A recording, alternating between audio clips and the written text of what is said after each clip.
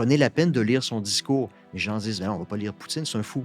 Oui, mais vous ne pouvez pas comprendre sa vision des choses si vous ne vous donnez pas la peine. Et si vous vous donniez la peine de lire sa vision des choses, vous réaliseriez qu'il n'est pas fou, il n'est pas cinglé. Il y a une vision, mais il faut comprendre cette vision-là qui sert un objectif instrumental.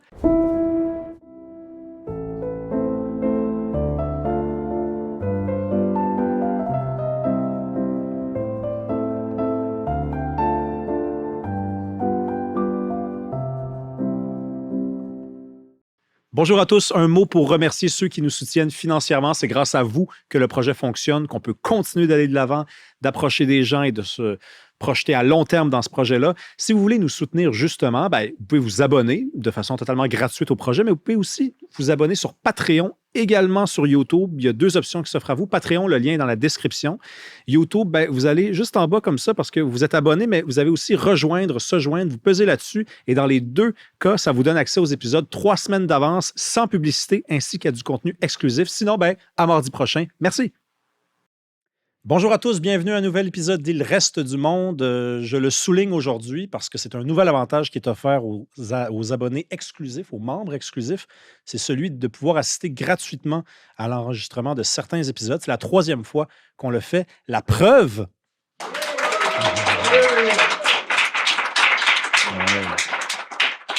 Donc, je vous le promets, ni ma mère, ni mon oncle, ni mon voisin n'est dans la salle. Ce sont des vrais gens qui aiment le projet, qui viennent totalement gratuitement. Mon invité cette semaine, Jean-François Caron. Bonjour. Bonjour.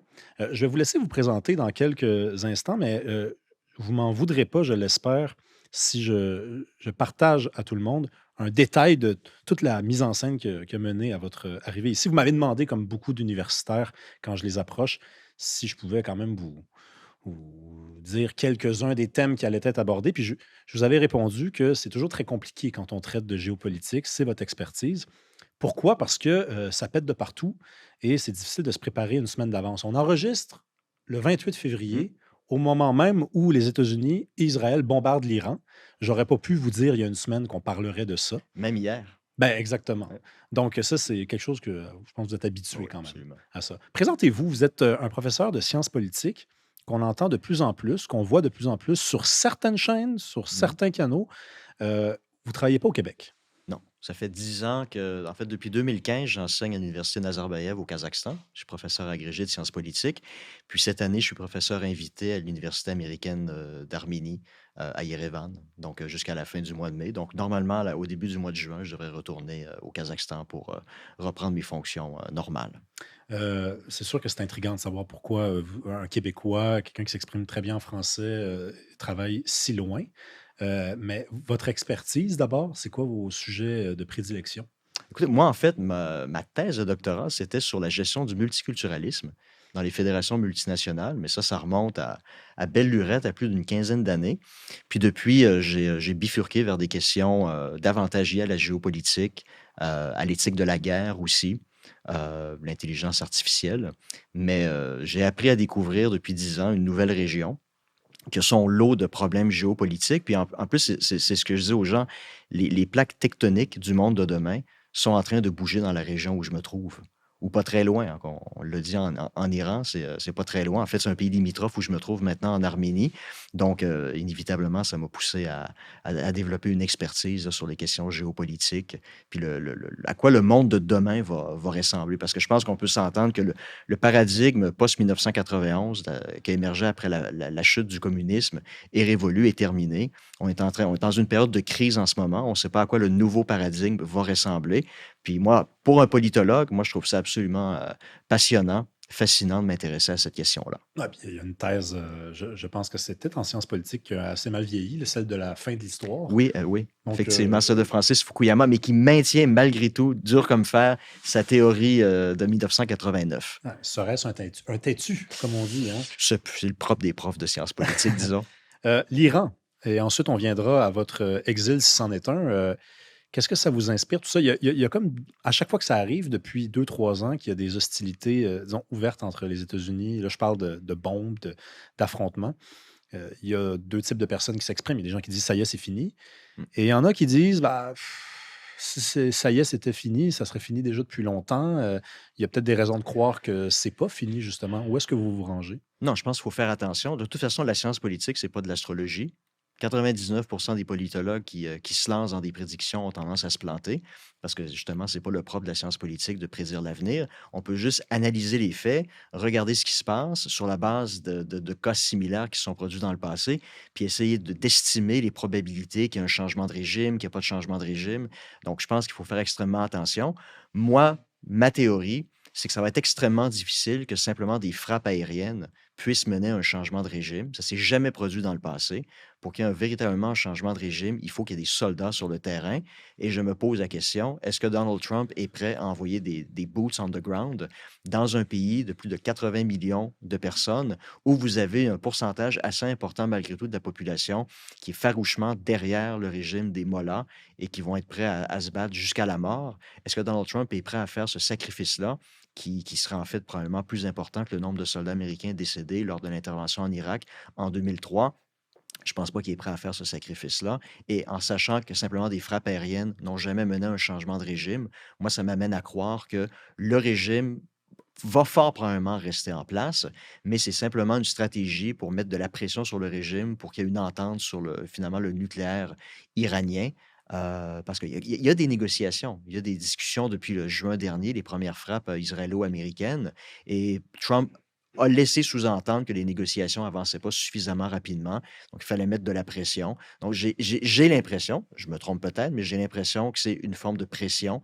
C'est pas nécessairement le début d'une large offensive pour qu'il y ait un changement de régime et le prélude à une intervention de soldats américains sur le terrain en Iran, parce que si ça devait être le cas, les estimations, c'est qu'il y a à peu près de 5 à 15 de la population iranienne qui est farouchement derrière le régime en place.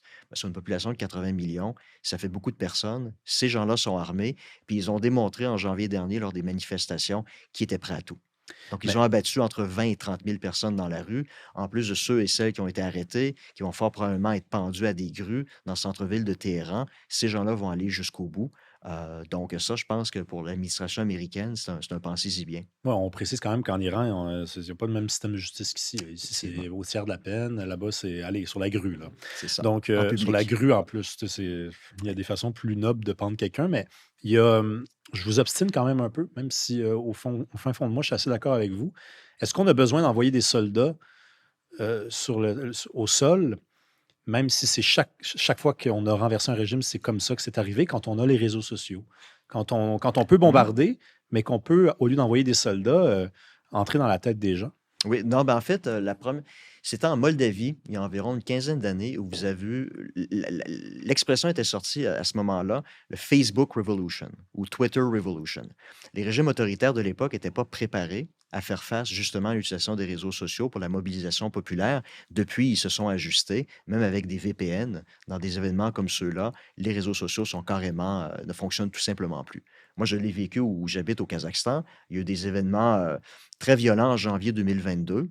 Et puis, l'Internet a été coupé dans le pays pendant 23 heures et 40 minutes. On avait une fenêtre d'à peu près 20 minutes pour contacter nos proches à l'étranger. Donc, on préécrivait tous nos courriels. Et puis, je me souviens, ma conjointe, à 3 heures du matin, me réveille en me disant on a de l'Internet, là. C'est le temps d'envoyer les messages. Et puis, 20 minutes après, c'était bloqué pour un autre 24 heures. Donc, les régimes autoritaires ont appris à faire face à, Mais l'Internet à est cet bloqué outil-là. pendant des moments, disons, importants, mais l'Internet est quand même accessible pendant la majeure partie du temps. Puis c'est là que je vous demande si un régime comme le régime iranien n'est pas pogné avec des messages qui s'infiltrent via les réseaux sociaux à l'année longue. Oui, elle peut bloquer des appels à la Oui. révolution pendant les affrontements, mais à l'année longue, le régime doit bien céder. Oui, ben, il doit y avoir du contrôle sur les plateformes Effectivement, qui oui. sont permises, puis il doit y avoir aussi un contrôle de la police. Les personnes qui diffusent certains messages sont fort probablement arrêtées aussi, là. Donc, en fait, c'est une arme à double tranchant parce que vous savez, par exemple, vous allez sur Facebook ou c'est Meta maintenant, j'organise une réunion, qui vient, oui, non, peut-être. Bon, ben, c'est super pratique pour mobiliser les gens, mais c'est aussi super pratique pour la police d'identifier les personnes Mhm. qui vont aller sur place. Donc, c'est ça. Il y a une quinzaine d'années, le printemps arabe, par exemple, c'est une autre occasion. En 2011, on a vraiment dit que les réseaux sociaux avaient été l'élément déclencheur et que la révolution n'aurait pas été possible sans eux. Il faut faire un peu attention parce que très rapidement, en Tunisie, où tout avait commencé, le taux de pénétration de l'Internet auprès de la population, c'était à peu près 15. Donc, j'ai vraiment eu un impact, c'est que le réseau Al Jazeera, qui avait un employé sur place, était connecté à l'Internet, a mis la main sur la vidéo de Mohamed Bouazizi qui s'était immolé par le feu, et c'est comme ça que la vidéo a été diffusée à la télévision. Donc, ce n'est pas les réseaux sociaux qui ont déclenché en soi les événements, la mobilisation, c'est grâce aux médias traditionnels. Mais comme je disais, depuis les régimes autoritaires ont vraiment appris à bien gérer, à bien encadrer les réseaux sociaux parce que clairement, ils savent qu'il y a un potentiel de mobilisation anti-système. Bon, vous n'êtes pas le seul, si on demeure sur la question de l'Iran, mais pour s'en aller assez rapidement à estimer, par exemple, que ça ne sera pas aussi simple que ça, que c'est pas parce que Trump affiche une volonté clairement on va réussir à y aller. Est-ce qu'il n'y a pas un peu de cette froideur dans l'analyse, donc de cette bonne analyse? Y a-t-il un peu de ça dans le fait que vous êtes à l'autre bout du monde et que vous n'êtes pas à la chair à houle d'endurant? Oui, c'est possible, mais je pense que c'est un tempérament. J'ai toujours Qu'est-ce qui vous analysé est les arrivé? faits. Pourquoi vous êtes si loin?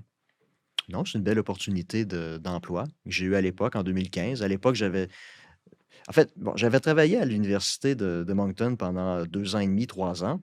Puis une histoire là, qui s'était produite, je sais que les gens en ont parlé, il y a un petit peu de désinformation par rapport à ça.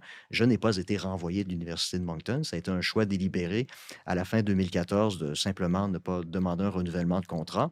Puis à l'époque, j'avais un ami directeur dans la fonction publique qui faisait appel à moi, il dit: «Tu certainement ça, puis tu aurais plus de sécurité». J'ai fait 1 an dans la fonction publique, j'ai détesté. C'est vraiment pas pour moi. Puis j'ai recommencé à appliquer à des postes. Puis en 2015, j'avais eu 3 offres, une à l'université Concordia, à l'université au Kazakhstan, Nazarbayev, et aussi, à l'université, américaine du Kurdistan, dans le nord de l'Irak, où j'étais prêt à y aller, mais au final, c'était l'offre au Kazakhstan qui était la plus alléchante. Puis, c'est comme ça que je suis débarqué avec ma valise, une seule valise. Puis, ça fait maintenant 10 ans que je suis là, 3 enfants, une femme. Mais il y a Puis, quelques mais c'est mois ou quelques années, vous étiez venu, enfin, c'est quelques années, vous étiez venu, vous aviez été invité à Ottawa. Ouais, par la Chambre des communes, oui. Ouais, puis finalement, ça n'a pas pu fonctionner, ça a dérangé quelqu'un. Là, je veux qu'on parle c'est quoi en quoi vous êtes controversé? Selon la rumeur, je mange des enfants au petit déjeuner. Non, mais honnêtement, Moi, ma question, c'est est-ce que c'est avec du ketchup ou de la mayo? ah non, c'est comme le hot dog. C'est comme Jamais de ketchup, que de la moutarde. Non, mais en fait, ce qui s'est produit, c'est avant l'invasion, de l'Ukraine par la Russie en février 2022, j'étais très sollicité par les médias traditionnels. J'écrivais dans Le Devoir, La Presse, je faisais des entrevues à Radio-Canada, à TVA. Et puis, à partir du moment en février 2022, il y a eu une entrevue qui a vraiment tout brisé. Je ne donnerai pas le nom de l'animateur, tout le monde le connaît de toute façon. Et l'animateur m'avait posé la question, le truc de Poutine sur les nazis en Ukraine, c'est des conneries, n'est-ce pas? Puis moi, ma réponse avait été, ben, écoutez, il faut être honnête, il y a des faits historiques. Et j'avais rappelé que pendant la Seconde Guerre mondiale, et j'avais précisé, comme dans tous les territoires occupés, vous avez des populations locales qui ont malheureusement fait le choix de collaborer avec les nazis. Ça a été le cas en France, en Belgique, Léon Degrelle. Les derniers défenseurs du bunker de Berlin en avril 1945, c'était des Français de la division SS Charlemagne. Donc, en Ukraine, vous avez eu des nationalistes ukrainiens pour des raisons, dans les années 30, Staline avait organisé une famine planifiée en Ukraine. Donc, il y avait un ressentiment de la part de ces nationalistes-là. Ils ont vu l'opportunité, lors de l'arrivée des Allemands, de pouvoir obtenir leur indépendance. Donc, ils ont collaboré avec les nazis. C'est un fait historique, tout le monde le sait maintenant. Et puis, j'avais dit, en plus, à la fin de la Seconde Guerre mondiale, beaucoup de ces combattants ukrainiens-là ont été accueillis au Canada comme immigrants. Tellement qu'il y a 2 monuments à leur mémoire au Canada, un à Oakville, en Ontario, l'autre à Edmonton, et ça fait des décennies que le Congrès juif canadien exige le démantèlement de ces monuments-là, littéralement à la gloire de gens qui ont servi dans une division SS. Et puis l'animateur, sa réaction avait été, ben voyons, c'est pas vrai tout ça. Ben oui, c'est les faits historiques. Ceci étant dit, c'est pas parce que grand-papa Oleg a collaboré avec les nazis en 1941 que son petit-fils ou son arrière-petit-fils, Yuri, est aujourd'hui aussi un nazi. Il faut faire attention. Mais l'analyse de Poutine à l'effet qu'il y a des nazis en Ukraine, ben, en grande partie, ça repose sur ce fait historique-là qui est indéniable. Fait qu'on vous avait demandé s'il y avait du vrai dans ce qu'il disait et vous aviez été obligé, au nom des faits, de dire, ben oui, après, ça ne m'engage pas, là, me étant vous, à vous dire que c'est justifié. Non, exactement. Puis j'ai dit, écoutez, il faut faire la distinction entre l'analyste qui explique quelque chose et cautionner ce que Voilà. j'explique. Vous me posez la question, ben, je vous donne la réponse. J'ai des amis très proches qui m'ont dit à ce moment-là, tu n'aurais jamais dû dire ça. Tu es en train de donner de la crédibilité à la propagande du Kremlin. Je dis, oui, mais je comprends, on est en guerre, les émotions sont élevées, mais je veux dire, l'analyse politique doit rester ce qu'elle doit être. Puis évidemment, quelques mois après, lorsque un ancien nazi ukrainien Ben, c'est là que je m'en a allais, été là. présenté à la Chambre des communes, tous les députés se sont levés d'un bond pour l'applaudir. Puis évidemment, ça a fait le tour de la propagande russe pendant 2 semaines. Ça passait en boucle sur les réseaux russes. Pour... Évidemment, voilà, le Canada a applaudi un ancien SS, ce qui prouve qu'effectivement, il y a eu un processus de nazification en Ukraine. Moi, j'étais dans mon sofa à Astana, puis je ne pouvais pas m'empêcher de me dire, si on avait été honnête avec les faits historiques à l'époque, peut-être que les députés auraient été mis au courant de cette réalité-là et peut-être qu'ils auraient eu, comment dire, la puce à l'oreille. Quand on entend un type ukrainien qui a combattu les Soviétiques pendant la Seconde Guerre mondiale, probablement que son uniforme était vert de gris. Donc peut-être que je vais rester assis, je n'applaudirai pas parce qu'il y a peut-être anguille sous roche. Mais non, quand on n'est pas au courant de l'histoire, on commet des erreurs comme celle-là. Oui, c'est ça. Là, je pense que c'était vraiment un enjeu de culture historique. Là. Ça échappe à beaucoup de gens, effectivement, mais ça a dû vous frustrer alors à ce moment-là. Oui, puis j'ai l'impression aussi que la cancellation qui a eu lieu, c'était en février 2023, de mémoire. Là, vous parlez de la Chambre des communes? La Chambre des communes. Donc, 1 an après l'invasion d'Ukraine. C'était en 2023, en 2024. J'oublie la date, pour être honnête.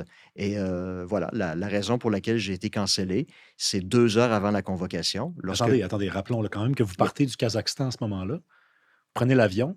C'est un long voyage. Oui, c'est ça. Vous arrivez là, puis là, c'est ça qui il faut aussi le mettre en contexte. Là. Oui. Le voyage en soi, vous vous attendez au moins à être reçu, là, puisque vous avez été invité. Oui. Donc, écoute, dans la nuit de vendredi à samedi, je reçois un courriel de la greffière du Comité permanent des affaires étrangères de la Chambre des communes. Vous êtes invité à venir témoigner devant le comité de la Chambre pour discuter de l'avenir de la politique étrangère canadienne. On ne me dit pas quel parti m'a invité. J'en ai aucune idée. Votre convocation, c'est mercredi de cette semaine. Donc, voici, on vous paie les dépenses, etc., les maximums de remboursement. Vous devez nous donner une réponse au cours des prochaines heures si vous venez ou non. J'ai décidé d'y aller. J'achète mon billet à fort prix. Je me déplace à Ottawa. J'arrive le mardi soir. La réunion est prévue le mercredi à 3 heures de l'après-midi. Puis à 1 heure, 1 heure et demie, je reçois un courriel de la greffière pour me dire malheureusement, votre comparution n'aura pas lieu aujourd'hui. Puis j'avais travaillé à la Chambre des communes il y a presque 25 ans de ça. Donc je me suis dit peut-être qu'il y a un vote, un débat qui a mené à la cancellation de la réunion du comité. Moi, je lui réponds écoutez, si c'est le cas, je repars pour Astana demain soir seulement. Donc, si vous voulez recéduler la réunion du comité demain matin, je vais toujours être en ville, je vais être disponible. Et la réponse a été ah non, non, non, non, la réunion a toujours lieu aujourd'hui, mais. Et là, j'ai compris que s'était passé quelque chose, que j'avais été cancellé. Et puis, c'est avec des amis journalistes qui ont des contacts au Parlement, qui ont réussi à connaître le fin fond de l'histoire. C'est une autre professeure de sciences politiques que je n'ai jamais rencontrée de ma vie, qui enseigne à l'Université Carleton. Lorsqu'elle a vu mon nom sur la liste des invités, elle a dit au président du comité, je ne veux pas être dans la même pièce que cet individu. Donc, soit vous cancellez son invitation ou je ne me présente pas à la réunion. Normalement, le président du comité aurait dû lui dire, écoutez, on ne va pas vous imposer une torture. Donc, oui, on ça semble comprend. être ça, ouais. Vous voulez vous désinviter vous-même, allez-y, on le fait venir du fin fond du monde pour qu'il vienne nous parler pendant 5 minutes de l'avenir de la politique étrangère canadienne. Si ça vous rend si mal à l'aise que ça, ben, on ne va pas vous imposer ce fardeau-là. Ben, on se reverra une prochaine fois. Il a pris la mauvaise décision de me désinviter. Et puis voilà, j'avais fait soit 45 heures à l'aller, et puis le retour, c'était à peu près la même Déjà, moi, il y a distance. plein d'affaires qui m'étonnent dans cette histoire-là. Moi, je pensais quand on invitait quelqu'un, on payait pour son billet d'avion. Ça semble. Bon, j'ai dû payer, mais ça a été ultimement remboursé. OK, d'accord, au moins. Mais Au moins, il y a oui, eu non, cette non, non, décence-là. parce que on s'entend que ça se serait terminé en poursuite, simplement pour que les dépenses soient Ouais, ouais. remboursées. Mais tout a été remboursé dans les semaines qui ont suivi. Ça n'a pas été un souci, mais c'est simplement le fait d'avoir été désinvité comme ça. Et puis, ce qui m'a vraiment emmerdé, c'est le Parlement. C'est le Parlement canadien qui doit être un espace de liberté d'expression, de démocratie, où on ne censure personne. Et puis, ça a amené à l'effet Streisand parce que je devais parler 5 minutes seulement. Il y aurait eu quoi? 12 personnes qui auraient écouté le témoignage sur le site web du Parlement? Personne n'aurait entendu mon témoignage. Mais comme l'histoire a fait parler, ben avec des collaborateurs, mon témoignage a circulé sur le web et vous avez des milliers de personnes qui l'ont lu et qui ont réalisé à quel point, selon moi, la politique étrangère canadienne est fautive et mène à un cul-de-sac. Et donc, en fait, c'est ce que je reproche, c'est ce que je trouve ridicule avec les gens qui cancellent. En réalité, c'est parce que eux, ça les met mal à l'aise personnellement, mais ils se contrefoutent des répercussions que ça va avoir. Donc, j'ai eu des milliers de personnes qui ont lu mon témoignage, qui, si la personne avait simplement pincé le nez, personne n'aurait été au courant de mon témoignage, de ma vision des choses sur la politique étrangère canadienne. Donc, d'une certaine façon, ça a été un mal pour un bien. Ça m'a permis vraiment au grand public d'exposer ce qui s'était produit. Mais malheureusement, c'est peut-être lié au fait que, suite à mon entrevue, c'était en mars 2022 sur les nazis en Ukraine, il n'y a aucun grand réseau qui a parlé de cette histoire-là ou des médias traditionnels. La seule Effectivement. personne, ça a été Stéphane Bureau, parce Mhm. que j'avais participé quelques semaines après à son podcast Contact. Ouais, C'est le seul qui en a discuté. Et Mathieu Bocoté. ouais. On a accordé une petite entrevue d'une quinzaine de minutes sur le sujet, mais c'est tout. Oui, oui, on s'en rappelle, je me rappelle effectivement. Je pense que c'est 2024 avec le recul. Moi, j'ai une question pour vous. J'en ai d'autres d'ailleurs, mais la suivante, c- quand on est cancellé, quand on est annulé, comment on fait pour garder quand même le cap vers la direction qui était la nôtre avant de se faire annuler? Je m'explique. Il n'y a pas un danger de se radicaliser. C'est-à-dire qu'on est annulé, c'est humiliant, on se met à être un peu vigilant, peut-être trop.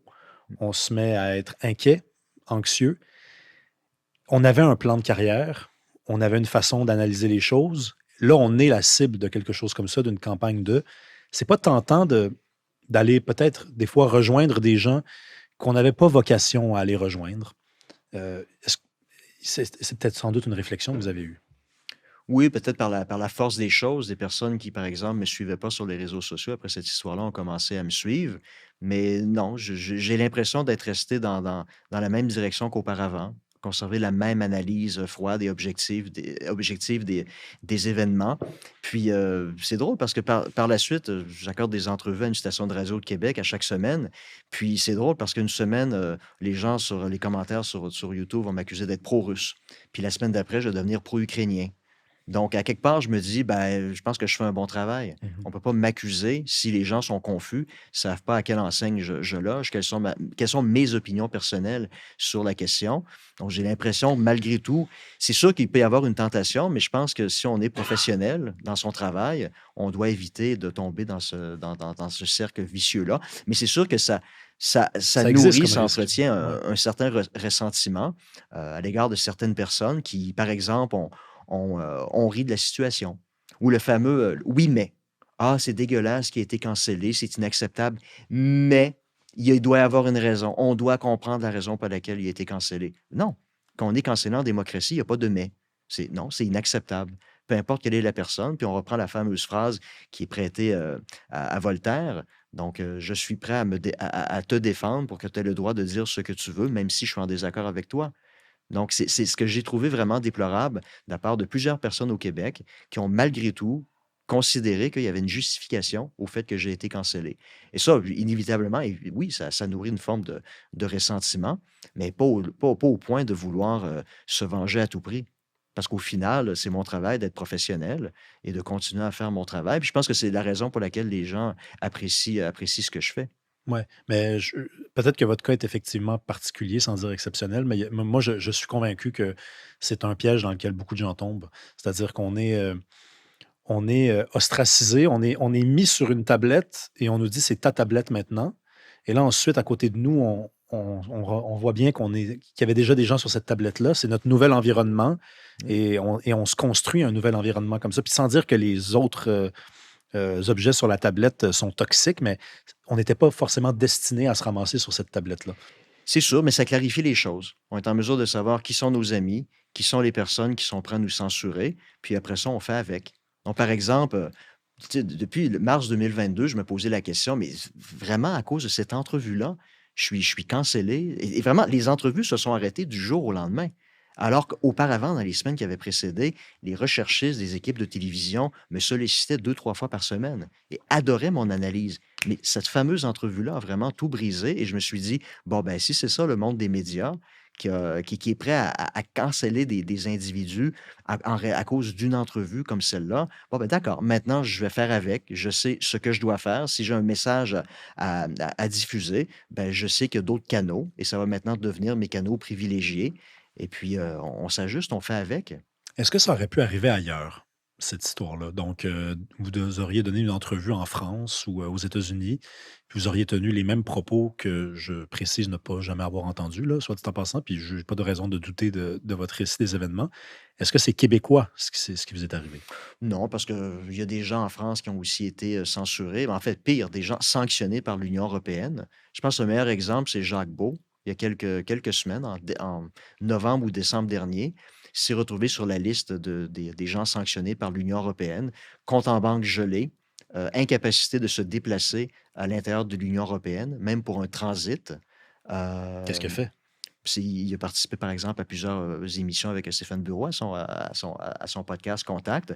Et puis, ben, il fait une analyse aussi froide et objective de la situation en Ukraine, de la guerre en Ukraine. C'est un ancien colonel de l'armée suisse qui fait une analyse géostratégique de la situation pour dire, ben, lorsqu'on regarde la situation sur le terrain, tout porte à croire que l'Ukraine ne peut pas reprendre des territoires perdus en 2014 et en 2022.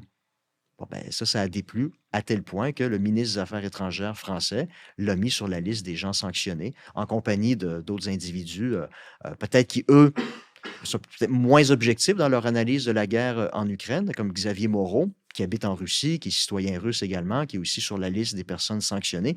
Mais Jacques Beau, son compte en banque dans l'Union européenne a été gelé et ne peut plus se déplacer à l'intérieur de l'Union européenne. Et ça, c'est une liste qui est ajoutée, qui est mise à jour aux 6 mois. Et puis, honnêtement, lorsque ça s'est produit, des gens m'ont dit, est-ce que tu as peur qu'éventuellement tu puisses te retrouver toi aussi sur cette liste-là? Je dis, écoute, un instant, là, dans l'Union européenne, là, c'est pas le Québec, là, je suis pas connu à ce point-là. Et puis des gens m'ont dit, sous-estime pas ton influence. À un moment donné, le Canada pourrait peut-être imposer de ce type de sanctions-là, parce que tu habites à l'étranger depuis 10 ans, dans un pays qui est dans la cour arrière de la Russie, qui est souvent aperçu à tort ou à raison comme un satellite de la Russie. Et ça, c'est des gens qui ont été amenés à penser que je suis un agent dormant du FSB, que je suis payé par le Kremlin. Euh, et puis C'est quoi les meilleurs. Attendez, là, je veux dire, y a-t-il des allégations supplémentaires ou des preuves qu'on soumet, d'autres preuves que juste le bonhomme, il a donné une entrevue à un moment donné, puis il n'était pas d'accord avec le fait que la version qu'on donnait, c'était exactement ça. On part de là, puis dans, tout s'effondre, dans là? le cas de Jacques Beau, condamné sans procès, connaît pas les preuves, retenu contre lui et aucune possibilité de faire appel. Donc, évidemment, il poursuit maintenant la Commission européenne et les affaires étrangères françaises parce que c'est clairement un cas de violation de ses droits constitutionnels. Mais ça va prendre des années avant que la cause soit entendue et tranchée. Mais ça, pour moi, c'est vraiment l'exemple encore plus extrême de la culture de la cancellation. Là, ça devient vraiment de la censure. Et là, maintenant, évidemment, lorsque je dis des choses comme ça, les gens disent, ah mon Dieu, il exagère, il est en train de comparer un espace démocratique à la Chine ou à la Russie. Mais quand vous êtes dans un espace démocratique où vous faites ça à des gens sans procès, sans procédure d'appel, ça ressemble, ma foi, ça ressemble beaucoup à ce que les Russes et les Chinois font avec les dissidents. Et ça, je trouve ça extrêmement dangereux. Puis malheureusement, j'ai l'impression que ça pourrait se produire aussi au Canada si la situation géopolitique en vient à devenir encore plus acrimonieuse qu'elle est actuellement. Donc, des citoyens comme moi qui se trouvent à l'étranger pour des raisons X ou Y et qui tiennent des propos qui déplaisent, ben, s'il n'y a pas de procès, n'ont pas besoin de preuves, ça pourrait aussi m'arriver. Il y a 4 jours, ça faisait 4 ans donc que l'Ukraine avait été envahie par la Russie, 24 février 2022. Euh, on vient de faire un début de liste des choses qu'il faudrait peut-être pas dire si on veut se prononcer de la bonne façon lorsqu'on parle de ce conflit-là. Y en a-t-il d'autres? Est-ce que c'est juste de dire, ben, il y a du vrai dans ce que les Russes disent et ça se peut que les Ukrainiens perdent cette guerre-là? Est-ce qu'il y a autre chose Non, ben, que l'on peut dire qui nous mène dans le pétrin? Ben, je pense que les langues commencent à se délier parce qu'à un moment donné, la réalité parle d'elle-même. Je pense que les Ukrainiens ont tenté en 2023, lorsqu'on leur a transféré des centaines de chars d'assaut, leur fameuse contre-offensive de l'été 2023 qui s'est cassé les dents sur la ligne de défense russe. Puis depuis ce moment-là, les Russes sont repassés à l'offensive. Ils grignotent lentement mais sûrement du territoire ukrainien quotidiennement. Ils prennent des villes stratégiques. À un moment donné, les gens commencent à réaliser que bon, ben, la réalité parle d'elle-même. Puis il est effectivement fort improbable que l'armée ukrainienne puisse reprendre par la voie militaire les territoires perdus en 2014 puis en 2022. Même Zelensky lui-même l'admet à mots couverts que ça va être virtuellement extrêmement difficile et ça fait partie un peu de sa tentative dans un accord de cessez-le-feu de ne pas concéder la partition du pays, mais en faire des territoires perdus momentanément, en fait comme la ligne de front entre les deux Corées, l'armistice de 1953, les deux pays sont toujours en conflit. Oui. Donc, je pense que c'est ce qu'il essaie de vendre lentement mais sûrement à sa population. Puis je pense que les gens réalisent que bon, l'armée ukrainienne n'a pas les moyens de ses ambitions. Puis le fait aussi que la guerre a changé. Avec la guerre des drones, de part et d'autre, ça va être virtuellement impossible de revoir des grandes offensives avec des centaines et des centaines de chars. Donc, ça va être une lutte d'attrition pour des petits villages, quelques kilomètres ici et là. Donc, la réalité parle d'elle-même, mais je pense que discutant encore de la question du passé nazi, d'une certaine frange du nationalisme ukrainien, je pense qu'aujourd'hui encore, c'est quelque chose malheureusement, on peut pas dire. Puis je pense aussi d'essayer de mieux comprendre le régime russe, la logique, la dynamique du régime russe. Je pense que ça aussi, c'est une ligne rouge, parce que j'ai l'impression, lorsqu'on demande aux gens, ils s'attendent essentiellement à ce qu'on leur dise, oui, Vladimir Poutine, c'est un fou furieux, c'est l'équivalent d'Hitler, puis on ne peut pas négocier avec le mal absolu. Donc, si on essaie d'expliquer, discuter de cette question-là, puis puis de poser essentiellement la question, est-ce qu'effectivement Vladimir Poutine est l'équivalent de Staline ou d'Hitler? Vous répondriez quoi à ça? Ben non, ben non. C'est un dictateur comme tant d'autres.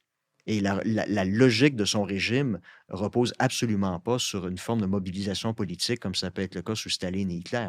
Il essaie de le faire. Il a essayé de le faire depuis une quinzaine d'années et ça a échoué. Mais en fait, Donc, s'il a essayé de le faire, est-ce que la comparaison tient? Puisque son intention est la même que celle de ceux qui ont juste eu le mérite de d'avoir réussir. réussi. Mais j'ai l'impression, du côté d'Hitler et de Staline, c'était faut comprendre. La raison pour laquelle il essaie de faire cette mobilisation politique-là depuis les 15 dernières années, c'est en raison des contingences. Il n'y avait pas le choix pour maintenir la stabilité de son régime. Dans le cas de Staline et d'Hitler, c'était vraiment une volonté propre de réellement, dans leur esprit à eux, changer le monde pour ce qui était à leurs yeux pour le mieux. Dans le cas de Poutine, c'est différent. C'est la fatalité parce que pour moi, la Russie, c'est un régime autoritaire très classique. Puis dans un régime autoritaire, le contrat social autoritaire, ça repose sur le trade-off suivant. Je n'ai pas de liberté politique. Je suis parfaitement conscient que les élections ne sont pas libres et compétitives, mais en retour, vous allez me donner, satisfaire mes besoins les plus fondamentaux. Je vais bien vivre matériellement, je vais vivre en sécurité et dans ma sphère privée, ma sphère personnelle, l'État va me foutre la paix. Il n'y aura pas d'interférence de la part de l'État dans ma sphère privée. Et si vous respectez ces trois conditions-là, je suis parfaitement à l'aise à ne pas avoir de liberté politique, à pas avoir le droit de m'exprimer dans la sphère publique. Ça a été ça depuis 2000, l'arrivée au pouvoir de Vladimir Poutine. Et ça a été possible pour lui de faire ça parce que jusqu'à la crise financière de 2008, le prix du baril de pétrole, c'était à quoi? 150 $. Donc, ça lui permettait justement d'ouvrir les vannes et d'offrir des conditions matérielles aux citoyens russes qui étaient vraiment à l'opposé de ce qu'il avait vécu dans les années 90 lors de la transition libérale avortée sous Boris Eltsine. Crise financière de 2008, le prix du baril de pétrole s'effondre. Poutine réalise à ce moment-là qu'il ne sera pas en mesure de poursuivre, de maintenir cette forme de contrat social, Ouais. mais il doit maintenir la stabilité dans son pays. Et c'est comme ça qu'il a essayé de mettre en place une espèce de vision messianique de la Russie. La Russie, dans son passé, c'est toujours considéré comme Moscou, c'est la troisième Rome et la dernière Rome, après l'effondrement de Rome et de Constantinople. Donc, la Russie a une mission civilisatrice d'être le dernier rempart du christianisme contre les forces décadentes et barbares. Oui, puis il y a des Donc, discours de Poutine qui sont absolument remarquables dans la mesure où on penserait même pas qu'il pense à ça, mais il pense au wokisme, notamment. ah oui, oui. Non, mais il a tenu des Oh, propos sur le wokisme en disant on ne recevra pas de leçons des Américains. Eux autres, ils pensent qu'il existe une telle chose que quelque chose entre un homme et une femme. oui. Donc, il y a véritablement ça dans son discours aussi. Oui, mais vraiment depuis 2012. Auparavant, il n'y avait pas cette forme de vision messianique de la Russie. Et la raison pour laquelle il a développé cette vision-là, c'est la fatalité. Il doit soutenir son contrat social sur d'autres bases que les bénéfices matériels, parce qu'il n'est plus capable de fournir ces bénéfices-là à la population depuis la crise de 2008. Mais oui, mais je dis par exemple aux gens, lisez ses discours annuels lors de la conférence de Val d'Aille. Les automnes. Au mois d'octobre-novembre, il organise cette grande conférence-là pour discuter de géopolitique. Prenez la peine de lire son discours. Mais les gens disent, ben non, on ne va pas lire Poutine, c'est un fou. Oui, mais vous ne pouvez pas comprendre sa vision des choses si vous ne vous donnez pas la peine. Et si vous vous donniez la peine de lire sa vision des choses, vous réaliseriez qu'il n'est pas fou, il n'est pas cinglé. Il y a une vision, mais il faut comprendre cette vision-là qui sert un objectif instrumental. Dans le cas d'Hitler et de Staline, ce n'était pas une vision instrumentale, c'était vraiment une vision maléfique Ouais. de réellement changer le monde. Puis on précise juste que, parce que ça peut être mal interprété, là, ce qui vient d'être dit, moi je fais du montage pour faire des vidéos courtes, mais il y a des gens qui font du montage avec mes propres vidéos. Vous n'êtes pas en train de dire que c'est un homme bon. Vous n'êtes pas en train de dire que vous êtes derrière lui. Vous dites que sa logique se tient. C'est-à-dire qu'il y a une logique, il y a un raisonnement. C'est pas un fou parce qu'un fou partirait dans tous les sens. Puis on ne serait pas capable d'assembler le casse-tête. Mais avec Poutine, on arrive à un casse-tête. Puis après, ben, on détermine, puis on ne le fera pas aujourd'hui, parce qu'on n'est pas des Russes, puis on a d'autres choses à faire, mais on peut déterminer si on est d'accord ou pas avec lui. Mais on doit convenir que ça se tient. Oui, puis il est raisonnable. Il n'est pas fou, contrairement à ce qu'on a dit depuis 2022 ou ce qu'on raconte depuis. Écoutez, je pense la nouvelle la plus ancienne que j'ai trouvée sur la question, il se meurt d'un cancer. Alors, tout le monde dit ça, un cancer du pancréas au stade 4. La première fois que j'ai lu cette nouvelle-là, je pense que c'était en 2013. Alors qu'on sait que c'est Résilient, un cancer qui c'est attaque plus vite que ça. Là. oui, c'est ça. Quand même résilient, un cancer du pancréas, là, qu'on survit depuis 2013. Là. Hmm. Donc, le problème, c'est lorsque je lis des choses comme ça, je me dis, oui, mais prenez simplement la peine. Et c'est pas parce que vous lisez ces discours qui va vous contaminer votre esprit et que vous allez devenir soudainement poutiniste. S'il vous plaît, prenez la peine de lire ces discours. Ceux de Xi Jinping aussi. Il n'y a pas de meilleure façon de comprendre la vision d'un homme politique que de lire ses discours. Et ensuite, d'analyser, de faire le lien avec ses actions pour se dire, ben voilà, ça se tient parce qu'il a prédit ce qu'il a fait. L'invasion de l'Ukraine, c'était dans les livres depuis des années et des années. Si on avait simplement pris la peine de l'écouter, pour moi, le discours le plus important de Poutine pour comprendre la crise ukrainienne, c'est son discours de la conférence de Munich en février 2007. Ouais. Personne ne l'a lu. Pourquoi? On ne peut pas lire Poutine. Parce qu'il y a quelque chose de maléfique. C'est comme lire Mein Kampf d'Adolf Hitler. Oui, mais vous ne comprendrez pas. Et j'ai l'impression de me battre contre des murs lorsque je dis des choses pareilles. Et dans le monde où je me trouve, je fais lire ces textes-là à mes étudiants. Ben, ils lisent les textes. Ensuite, on en discute en classe. Puis on est capable de comprendre, d'expliquer. Ben voilà, ça a été annoncé. Ouais. Non, mais parce qu'il faut. Personne ne fait une plainte au recteur ou, Ouais. parce que je leur fais lire de la propagande russe. Mais j'ai l'impression, malheureusement, au Québec, un professeur ferait lire le texte de Poutine, de sa conférence de Munich de 2007, ou n'importe quel texte de ses conférences de Valdaï, ça se ramasserait dans les journaux. Hmm. Qui a envie de se ramasser dans les journaux, exposé en page 3 d'un grand quotidien, un professeur de sciences politiques fait lire de la propagande poutiniste ou propagande russe à ses élèves? Carrière est terminée. Qui a envie de se taper ça? Donc, quand vous vivez dans un environnement comme celui-là, ben, les gens vont s'auto-censurer. Et malheureusement, c'est les élèves, c'est les étudiants qui vont en payer le prix. Et c'est la même chose aussi pour le grand public, parce qu'encore une fois, les gens qui interviennent à la télévision savent très bien que s'ils disent quelque chose de déplacé, qui ne rentre pas dans la doxa acceptable, c'est fini. Ouais. Ils ne seront plus réinvités. La frontière est mince, on vous dirait, entre défendre la position que vous défendez et être un professeur dans un pays qui subit une influence russe, mais la preuve est toujours pas faite à ce moment-là. Le simple fait d'évoquer la proximité géographique avec un pays et même l'influence d'un pays sur l'autre, la preuve est toujours pas faite que le professeur dans la fameuse université est un instrument de propagande de l'État en question. C'est ça. Mais c'est tellement facile de discréditer un individu. J'ai entendu ça depuis 4 ans. J'entends ça régulièrement. Puis je sais, différents réseaux de télévision, je le sais, les gens me l'ont dit. Si un journaliste essaie de m'inviter, ça ne passera pas à la direction d'information. Puis la raison invoquée, c'est Caron est pro-russe. On ne peut pas l'inviter. C'était produit. Meilleur exemple, c'était l'automne dernier. Un journaliste d'un grand média, d'un grand réseau, me contacte par courriel. On aimerait faire une entrevue avec vous sur la situation dans le Donbass.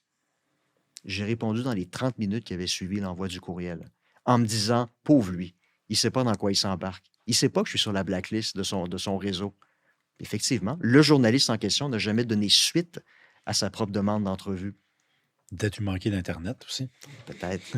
Mais bon, bref. Donc, et je sais aussi d'autres réseaux, des recherchistes, des gens qui y travaillent m'ont dit, on aimerait bien t'accueillir en entrevue, mais on sait que ça ne passera pas à la direction d'information. Puis à quelque part, je trouve ça dommage, puis j'espère que je suis ici pour quelques jours, puis j'espère que ça va faire ouvrir les yeux aux gens que je ne suis pas ce qu'on décrit.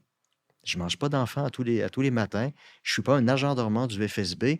Et si les gens simplement se donnaient la peine de lire les textes, les livres que j'ai écrits sur la politique russe, les gens réaliseraient, ah ouais, finalement, il est peut-être plus pro-ukrainien que pro-russe. Mais les gens ne se donnent pas la peine. Vous avez reçu François Fournier pour son livre sur la logique NPC. Puis j'ai vraiment l'impression que je suis victime de cette logique-là. Les gens n'ont jamais lu ce que j'ai écrit, n'ont jamais écouté mes entrevues, mais s'ils entendent à quelque part que Caron, c'est un pro-russe, ben ça leur suffit à se faire une tête sur moi. Et puis, bon, ben, on ne se donnera pas la peine de l'inviter ou de l'écouter. Ben, personnellement, je trouve ça dommage. Oui, la paresse, c'est dans le cœur de l'homme. Restons sur Poutine, parce que moi, puisque vous êtes là, j'ai des questions sur... Je comprends un peu le personnage, mais il y a des trucs pour moi qui sont... J'ai besoin d'explications. On parlait de ses discours tantôt. Peut-être que vous vous souviendrez du discours en particulier, mais dans un des discours qu'il a prononcé, il a déjà dit, il s'adressait au peuple russe, si vous voulez le retour de l'URSS, vous n'avez pas de tête, mais si vous n'en êtes pas nostalgique, vous n'avez pas de cœur. Mm-hmm. Vous vous rappelez de ça? Oui. Qu'est-ce que ça veut dire? Dans l'esprit russe, les États-Unis n'ont pas remporté la guerre froide. L'Union soviétique a perdu la guerre froide. Donc, se faire dire qu'ils ont perdu la guerre froide, c'est une forme d'humiliation. Et ils se souviennent aussi très bien des années 90. Les années Yeltsin qui ont été absolument catastrophiques, où Yeltsin voulait vraiment imposer une démocratie libérale. Il a tout fait, mais ça s'est terminé comme le résultat qu'on connaît. Ça a été hyper catastrophique, hyperinflation. De mémoire, l'année 1993 en Russie, il y a eu plus de morts d'hommes russes de façon violente que le nombre de soldats soviétiques décédés pendant la guerre en Afghanistan, qui a duré 10 ans. Donc, il y avait de l'hyperviolence. Le taux... Ça se battait dans la rue? Là, des gangs de rue. C'est l'état de nature. L'espérance de vie des hommes russes dans les années 90 a chuté de 6 ans. Ça a été une catastrophe. Donc, l'expérience libérale et démocratique a été une catastrophe. Donc, inévitablement, dans l'esprit des Russes, la démocratie, ça ne fonctionne pas. Puis l'économie de marché, c'est la pire des inventions. Mais Emmanuel Todd avait remarqué un faible taux de mortalité infantile très, très élevé avant la fin de l'URSS, par contre. Donc, les Oui. problèmes avaient commencé avant. Oui, ça avait commencé auparavant. Oui, dans les années 80, beaucoup de cas d'alcoolisme pour différentes raisons. Mais c'est ça. Donc, dans la mentalité russe, dire que les États-Unis ont remporté la guerre froide, c'est une forme d'humiliation. Et il ne faut pas oublier que dans l'esprit russe, la Russie n'est pas qu'un simple pays, c'est une civilisation à part entière, qui a une mission divine.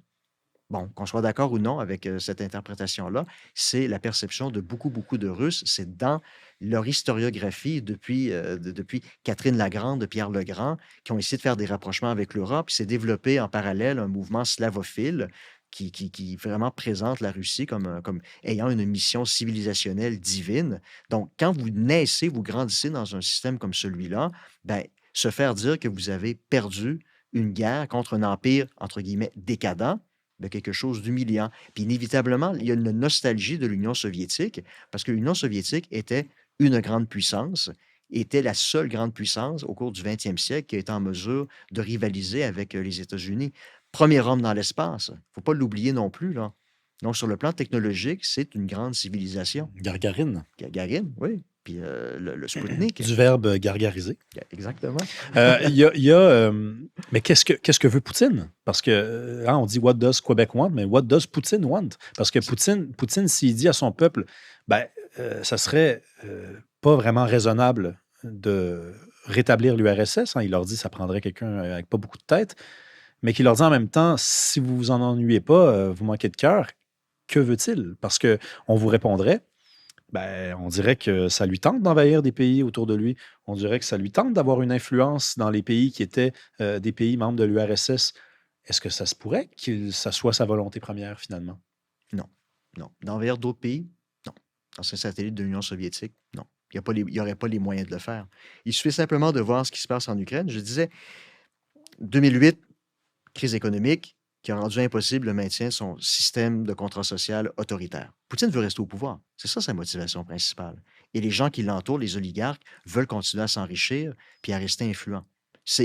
La logique de l'être humain est très facile à comprendre. Il ne faut pas s'imaginer l'être humain tel qu'il devrait être, il faut le prendre tel qu'il est.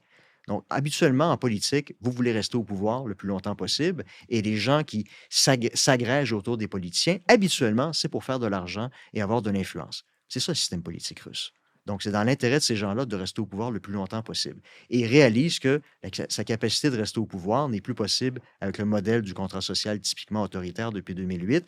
Donc, c'est la raison pour laquelle il a développé cette forme de message civilisationnel, mission divine de la Sainte Russie.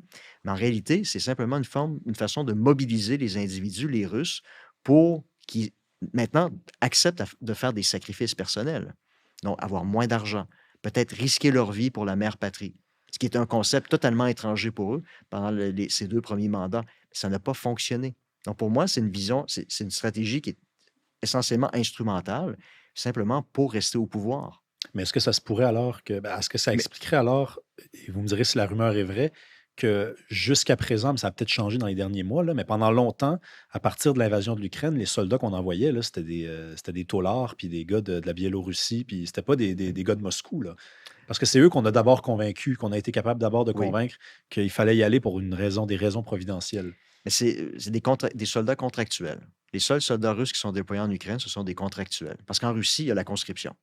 Donc, c'est la raison aussi pour laquelle, pour lui, ce n'est pas une guerre.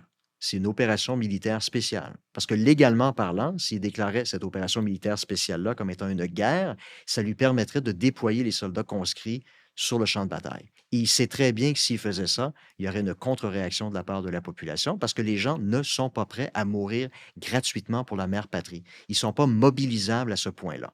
Dans son discours de la mission divine de la Russie, ça n'a pas collé auprès de la population. C'est la raison pour laquelle je dis que sa tentative a été un échec. Mais Donc, rien ne pourrait coller alors, parce que c'est quand même assez c'est mobilisateur, généralement, des trucs semblables, là. risquer sa vie gratuitement pour la mère patrie, il faut drôlement être convaincu et bien Mais il faut être mobilisé. patriote. Plus que patriote. Il faut avoir été brainwashé dans un système comme ça a été le cas de l'Allemagne nazie ou de l'Union soviétique. Je pense que les Russes ne sont pas là, mais ils tentent malgré tout de le faire. Dans le cursus scolaire, il y a un nouveau cours sur galvaniser le Ah patriotisme ouais? russe. Donc, il aurait lui-même écrit une partie du livre. La première fois que le cours a été offert, il a fait une conférence en ligne en Russie. Donc, c'est fondamental pour lui. Il cherche à mobiliser les jeunes. Mais il va falloir attendre une génération avant que ces jeunes-là grandissent et remplacent papa et grand-papa qui, eux, ne sont pas mobilisables pour des questions comme celle-là. Eux voient la relation avec l'État, bénéfices matériels, sécurité, et dans ma sphère privée, vous me foutez la paix. Donc, Mais ça va c'est prendre ça, un 20, 25 ans avant que cette jeune génération qui essaie de mobiliser, comme à l'époque des Komsomol, l'Union soviétique, donc des écoles idéologiques, c'est ce qu'il essaie de faire. Parce que c'est sa seule façon de se maintenir au pouvoir et de maintenir la stabilité en Russie. Mais jusqu'à ce que ça soit le cas, les soldats déployés en Ukraine, ce sont des contractuels, des taulards, des mercenaires africains. Et imaginez, s'ils devaient envahir un pays membre de l'OTAN, un des 3 pays baltes, par exemple, il ne peut pas faire ça avec 500 000 soldats qui sont en train de piétiner dans la boue en Ukraine. Il n'y a pas les moyens de le faire. Il y aurait les moyens de le faire uniquement si la population était entièrement mobilisée derrière cette cause divine de la Sainte Russie qui doit lutter contre les forces décadentes de l'Occident. Ce n'est pas le cas. Mais Si un jour, ça vient être le cas, là, la réalité va changer et là, peut-être qu'on va devoir réévaluer le risque d'une invasion du reste de l'Europe ou d'un autre pays, ancien pays satellite de l'Union soviétique. Pour ma part, en ce moment, pour ces raisons-là, je n'y crois pas. mais je suis obligé de vous obstiner là, parce que tantôt, on disait Poutine n'est pas Hitler, Poutine n'est pas Staline, puis voici pourquoi. Puis l'explication, en gros, si je vous ai bien suivi, c'était ben, ils sont. Oui, ce sont 3 dictateurs, mais les 2 premiers, Staline et Hitler, il y avait une vraie mobilisation. Parce que vous me décrivez là avec les jeunes, les écoles, le cours, ça commence à ressembler aux Oui. 2 autres, non? Mais s'il croyait réellement à cette mission-là, Il n'y a pas d'élection en Russie? non, il y en a. Mais bon, Ouais. dans les faits, il y en a. Ils ne sont pas compétitifs, tout le monde s'entend là-dessus. Mais s'il était réellement motivé par cette volonté-là d'établir son utopie, il aurait commencé à établir ça dès son arrivée au Kremlin au début 2000. Or, il ne l'a pas fait. Il n'a commencé à avoir ce discours civilisationnel-là, idéologique-là, qu'en décembre 2011, janvier 2012, au moment de sa réélection. Mais c'est lui Pour... qu'on juge, c'est pas le Poutine d'avant, forcément. C'est le Poutine. Mais supposons qu'on oublie le Poutine de 2000 à 2011. Le Poutine de 2011 à aujourd'hui, celui qui invoque des moyens, des moyens pareils, la Grande Russie, l'iconographie, qui essaie de mobiliser la jeunesse. Qui est très proche aussi, qui instrumentalise l'Église orthodoxe Ben, c'est russe ça, également. Oui. Ça le rapproche pas des 2 autres dont on parlait tantôt, Hitler et Staline? Oui, oui, d'accord, c'est vrai, mais la raison pour laquelle je dis que c'est une stratégie purement instrumentale, c'est s'il croyait réellement à cette mission divine-là de la Russie, il aurait commencé à implanter ce discours idéologique-là, mobilisateur, dès 2000, lors de ses 2 premiers mandats au Kremlin. Or, vous lisez ses discours encore une fois à l'époque, et il dit il est hors de question que la Russie soit pensée, organisée autour d'un discours idéologique. Il pourrait y avoir 2 Poutines, dans le sens que. Il y a effectivement 2 Poutines, Bon. mais je pense que c'est un être rationnel, qui est calculateur, Je comprends. qui n'est pas déréglé comme l'a été Hitler, par exemple, qui, dès son arrivée au pouvoir, a tenté de mettre en place son utopie. Donc, vous seriez un peu plus à l'aise avec l'idée, si on vous la soumettait, qu'il est mal avisé de comparer Poutine depuis 2000 à Hitler et à Staline, mais il commence à y avoir des points de ressemblance entre les vrais dictateurs que l'on reconnaît comme tels et le Poutine depuis bientôt 15 ans. C'est ça. Le Poutine, depuis les 15 dernières années, essaie de... C'est ça.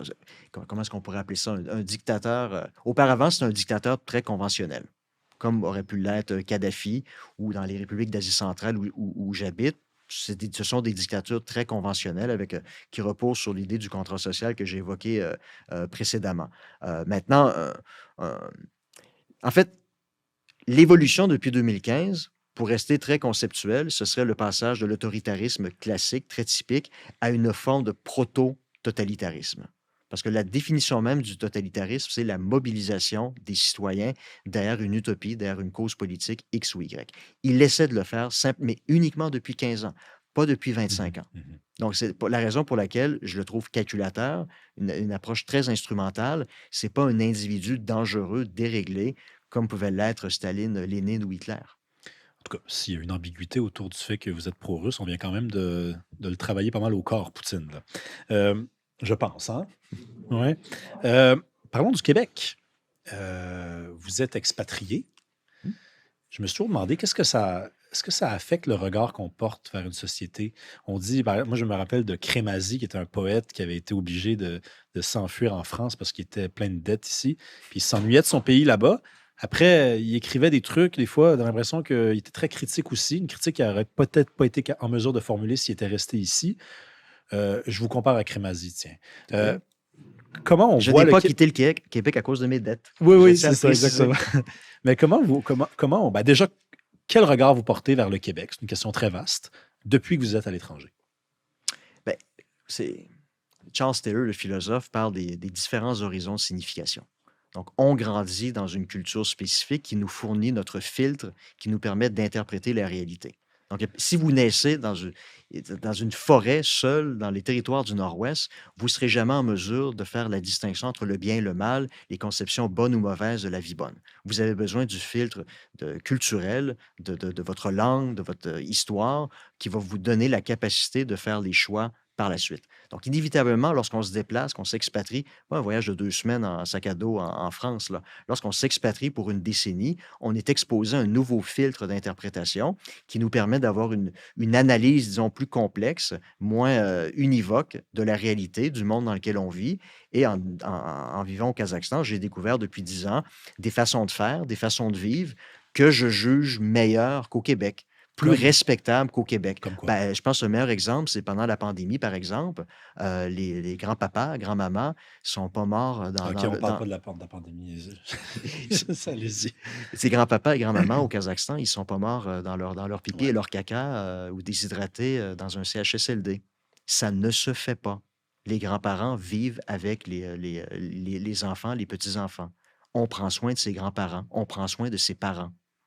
Pour moi, je trouve que c'est une conception supérieure des relations interpersonnelles. Que, comme ça a été, par exemple, c'était quand en France, la grande vague de sécheresse, environ une quinzaine d'années, une vingtaine d'années environ. De mémoire, vous avez, je pense, 15 000 aînés qui sont décédés déshydratés dans leur appartement. Oui, oui, oui. En pleine, Canicule, là. il y a la grosse canicule, c'est ça. Les enfants étaient où? On était en vacances. On fait nos vacances, nous. Grand-papa, grand-maman, ils attendront. Ben, grand-papa, grand-maman sont décédés dans leur appartement seuls. Ça, je trouve ça absolument dégueulasse. Puis, inévitablement, on est exposé à un autre filtre qui valorise les relations entre les aînés.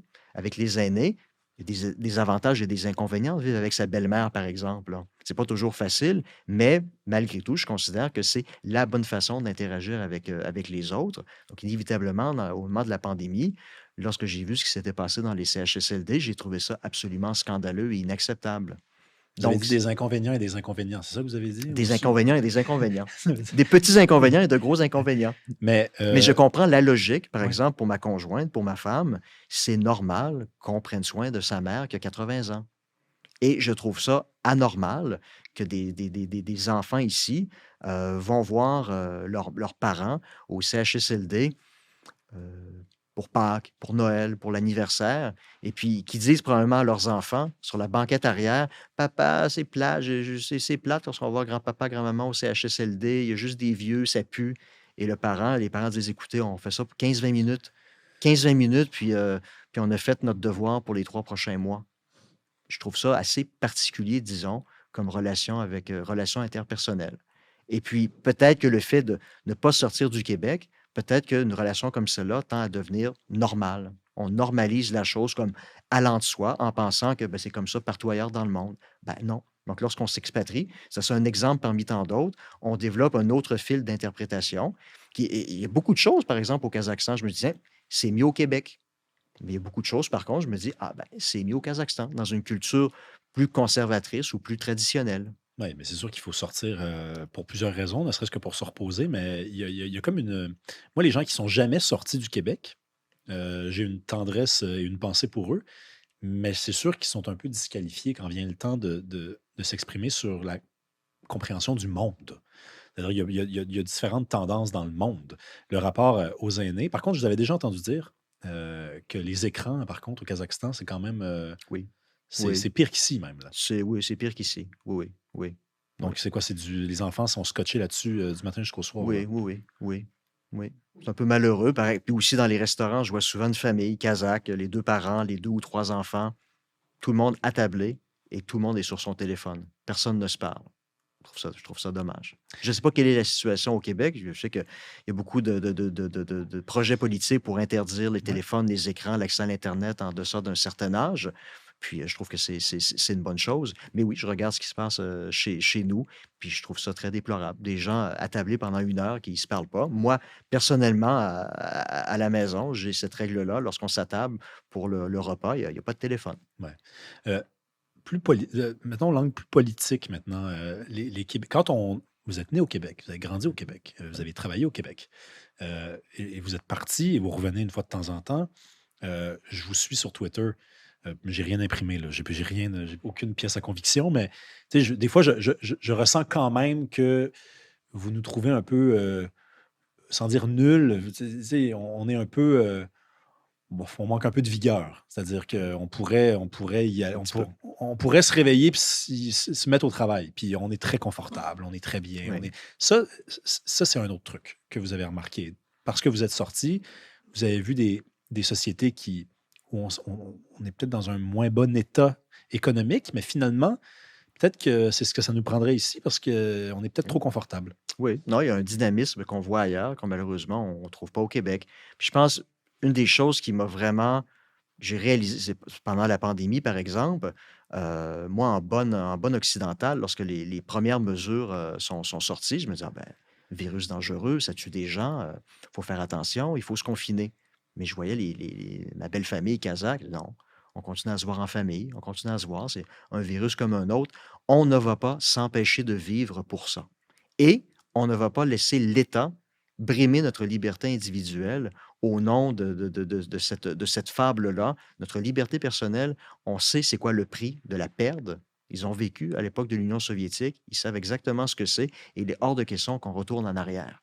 Ça m'a fait réaliser qu'il y a un désir de vivre, un désir dans des pays autoritaires en soi, où les gens valorisent davantage la liberté individuelle, que ça peut être le cas ici pendant les 2 années et demie de confinement, où littéralement, et je voyais ça de l'extérieur, les gens exigeaient, demandaient des mesures de restriction, alors que c'était tout à fait l'inverse dans un pays qui est un pays autoritaire. Donc moi, encore une fois, ça m'a amené à être très critique par rapport à la société québécoise. Par exemple, Jérôme Blanchet-Gravel, je partage ses analyses sur la question. Le Québec ressemble un peu à une société chalet où essentiellement tout ce qui prime dans la vie des gens, c'est ce qui se passe entre leur maison et leur cabanon. Et lorsqu'il y a un danger qui apparaît à l'horizon, les gens vont être prêts à abandonner leur liberté parce que ce qui privilégie d'abord et avant tout, c'est la vie biologique.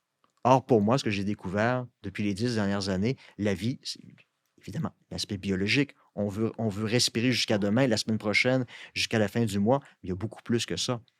Les interactions avec les autres, respecter certains principes, valoriser certains principes, comme ma sphère personnelle, qui est sacrée, et je ne suis pas prêt à laisser l'État intervenir dans celle-ci. Bon, j'ai découvert ça, et pour moi, c'est une conception de la vie que je trouve supérieure à la conception que j'ai appelée dans un livre Homo superstes, c'est l'homme survit. J'ai l'impression qu'au Québec, il y a une conception de la vie qui consiste à survivre. Puis malheureusement, lorsque je viens au Québec, je vais chez mes parents, des proches, ben, je vois des gens à midi, encore en pyjama, qui sont scotchés devant un certain poste de télévision. Et je trouve ça. Mais c'est bon ce qui passe à midi au Québec. Il y a des reprises aussi, Oui, oui, reprises de ben la oui, poule aux ben œufs oui. d'or. Mais je vois des situations comme ça, puis je me dis, c'est tellement malheureux. C'est tellement malheureux. Puis les gens où j'habite, les personnes âgées, restent actives dans la mesure du possible si elles sont toujours autonomes. C'est important pour ces personnes-là de ne pas rester devant leur écran. Malheureusement, même pour les vieilles générations, ça commence à devenir un fléau. Mais ils sortent, ils se voient. Des réunions d'anciens membres du Parti communiste qui se réunissent dans des sous-sols pour boire du thé, manger des biscuits, se remémorer le bon vieux temps. Bon, il y a quelque chose de nostalgique, mais qui les tient en vie. Puis lorsque je regarde certaines personnes au Québec, malheureusement, je trouve que leur conception de la vie se limite essentiellement à simplement rester en vie. Mais on est sur le cruise control. Oui. C'est-à-dire qu'on a atteint une belle vitesse de croisière et la voie est libre. Puis c'est à se demander si, ne serait-ce que pour se divertir un peu, ça nous prendrait un chevreuil à éviter une fois de temps en temps. C'est Ouais. pour qu'il se passe quelque Un petit chose. peu d'excitation dans notre vie. Mathieu Bellil, qui est venu ici, a écrit un livre qui s'appelle bien Le pays de la vie ordinaire, en parlant du Québec. Je vous écoute me parler, puis je sais que vous connaissez ce discours-là. J'ai fait mes devoirs. Ça me fait penser au discours de Solzhenitsyn. Solzhenitsyn qui avait écrit, qui est un rescapé du goulag, Oui, oui. qui s'est installé au Vermont, si je ne m'abuse. Il a même considéré la possibilité de s'installer au Québec. Oui. Et il a choisi le Vermont, donc un homme très critique de l'Union soviétique. Et un beau jour, il est invité, je pense que c'est à Harvard. Harvard, oui, le discours d'inauguration, 78-79. Ouais, et il donne un discours aux étudiants et il leur dit à peu près ceci. Il leur dit, vous savez, moi, je pense que le monde que j'ai fui est un monde terrible, un monde où on manquait de droits. Ici, vous en avez trop. Mhm. Il dit, ici, vous en avez trop, puis vous pensez qu'à vous, votre bien-être, puis vivre en société, c'est plus vraiment possible parce que vous bénéficiez d'une batterie de droits qui vous font en sorte qu'il n'y a que vous, finalement. Et Et ça venait de Solzhenitsyn, là. Ça Oui. venait pas c'est quelqu'un qui déteste l'Union soviétique, là. Faut s'imaginer, Harvard l'invite pour venir faire le discours d'inauguration. Les gens se disent, ben, il va être critique par rapport à l'Union soviétique, ça va être génial. Or, ça a été une volée de bois vert parce qu'il a été extrêmement critique par rapport à la société occidentale. Beaucoup trop de droits, beaucoup trop d'avantages matériels, ce qui fait en sorte, c'est le titre un livre a été publié par la suite, ça s'appelle Le déclin du courage. Il dit, vous avez perdu la notion de courage. Et la vie, c'est ça, c'est le courage. Si vous n'êtes plus capable de faire preuve de courage, vous perdez une des vertus cardinales d'Aristote. Le courage en est une. Donc, si vous êtes confronté à un danger et vous n'êtes plus en mesure de faire preuve, démontrer du courage, qu'est-ce que vous allez faire? Vous allez avoir peur, vous allez vous comporter comme des lâches et vous allez vous confiner chez vous, puis vous allez laisser l'État prendre le contrôle de vos vies. C'était essentiellement ça, ce qu'il disait en 78, 79. Puis dans le livre que j'avais écrit justement Homo Superstes sur la pandémie, je cite ce discours-là comme étant une forme de discours annonciateur de ce qui s'est passé entre 2020 et 2022, 2023. Et j'ai réalisé qu'en Occident, surtout au Québec, il n'y a plus cette notion-là de courage. Donc, lorsqu'il y a un danger qui se produit, qui se pointe à l'horizon, les gens ont tendance à voir un danger qui est en soi minime. Ils ont tendance à le voir comme étant l'apocalypse et vont exiger toutes les formes de mesures liberticides de la part de l'État pour contrer cette menace-là. Écoutez, vous avez banni les stores verticaux au Canada parce qu'un enfant s'est pendu avec un store vertical. C'est malheureux, j'en suis désolé, mais à cause de ce petit risque-là, maintenant, les stores verticaux sont interdits au Canada. Ça va être quoi après les piscines? À chaque été, vous avez des douzaines d'enfants qui, malheureusement... Ne leur donnez pas d'idées. Ne leur donnez pas d'idées. On s'arrête. Une chose, on est écoutés, là. On parle pas juste nous deux, là. Il y a des gens qui ont du pouvoir, qui nous écoutent et qui trouvent ça très intéressant à abolir les piscines. Mais vous comprenez où je veux en venir. Bien sûr. Puis malheureusement, les gens devraient se dire, écoutez, on comprend, la vie est un risque et on accepte ce risque-là. Parce qu'on doit faire preuve de courage, on doit se comporter d'une manière raisonnable, puis analyser c'est quoi la véritable nature du danger et peser les pour et les contre. Si je demande à l'État de poser tel ou tel geste, quelles vont être les conséquences? Mais si vous avez perdu cette notion-là de courage, qui est une vertu cardinale, ben, les gens, ils se comportent en lâche. Qui est responsable de ça? Peut-être que Solzhenitsyn avait raison. Trop de droits, trop d'avantages matériels. Puis le fait que, écoute, au Canada, il n'y a pas eu d'invasion étrangère depuis plus de 200 ans. Hein. La dernière fois, c'était la guerre 1812-1814. Il y a un aspect comme celui-là a tendance aussi à faire disparaître la notion du courage.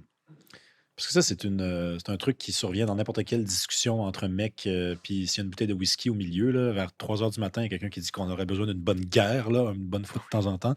Mais il y a peut-être quelque chose de, sans dire vrai, de pas totalement inexact là-dedans, effectivement. C'est que je remarque les sociétés, puis le Québec, et c'est pour ça que des fois, avec Jérôme Blanchet-Gravel, je persiste à avoir des différences, c'est que lui, il regarde le Québec, puis il dit, ben, il y a le Québec qui est fait de même, puis that's it. Je dis, ouais, non, il n'y a pas juste le Québec Non, qui est fait pas comme juste ça. le Québec. Mais toutes les sociétés qui sont aux prises avec ce problème-là sont des sociétés où ça va très, très bien au niveau du bien-être matériel. Mmh. On est à peu près tous capables de mettre de l'argent de côté, un petit peu, et il manque peut-être, c'est ça, il y a peut-être une vertu dans les soucis. Oui, oui, oui. Les gens apprennent à être davantage résilients, à faire des choix. Non, il y a des vertus, effectivement. Puis la guerre, écoutez, par exemple, en la France, qui a connu des guerres, la dernière guerre sur le territoire français, ben, c'est la Seconde Guerre Ouais, mondiale. Vous vous souviendrez, il y a quelques mois, le nouveau chef d'état-major des armées françaises dit au maire de France, ouais. alors que vous commenciez à accepter l'idée que vous allez devoir perdre vos fils. On est dans une logique de guerre contre la Russie. Ben, si on entre dans une guerre ouverte contre elle, ça va devoir se produire. Mais ça remonte à quoi? 80 ans? Les gens ont perdu cette idée-là que, ben oui, à la guerre, les gens meurent. Ben, Mélenchon avait d'ailleurs dénoncé les propos Mmh? du militaire en disant que c'était irresponsable de dire ça. Mais en même temps, le Ben, militaire, il dit, si on doit aller à la guerre, si on doit y aller, là, si on fait plus juste envoyer de l'argent, si on va à la guerre, par définition, ça va on se va envoyer des produire. gens. Ils reviendront pas tous. C'est ça. Donc, c'est comme si dans le logiciel de notre génération, désormais, c'était exclu, en fait. Oui. Puis aussi, ajoutons à ça le fait qu'il n'y a plus de service militaire obligatoire en France depuis, c'est Chirac qui l'a aboli, je pense, en 95-96. Ben ça aussi, ça contribuait, malgré tout, à générer une espèce d'esprit martial qui est aujourd'hui disparu. Donc oui, je ne souhaite pas des guerres. Puis les guerres, c'est horrible. Puis je suis comme Miss Univers. Je souhaiterais qu'il y ait la paix dans le monde. C'est beau, ça. Puis ça me C'est rappelle, c'est vous quoi le qui film? avez Oui, dans l'avion, j'ai vu le film, avec Sandra Bullock où justement, c'est ce qu'elle souhaitait avec, les Miss, Amérique. Mais évidemment, personne ne souhaite la guerre, mais il faut réaliser que oui, à la guerre, ça génère des vertus martiales qui sont peut-être essentielles en société. Et encore une fois, le courage, Aristote avait parfaitement raison. Pour moi, c'est le plus grand philosophe de l'histoire parce que ce qu'il a écrit il y a 2500 ans est encore toujours d'actualité. Puis pour moi, il faut relire ses écrits sur les vertus cardinales, sur le courage et les appliquer et repenser à la façon avec laquelle les gens se sont comportés pendant la pandémie. Et c'était un monde complètement différent du monde dans lequel j'ai vécu cette pandémie-là. Où, oui, sur papier, vous aviez exactement les mêmes règles. En réalité, les règles n'étaient pas respectées. Et les gens étaient en mesure d'expliquer pourquoi. Ce n'était pas de l'irresponsabilité.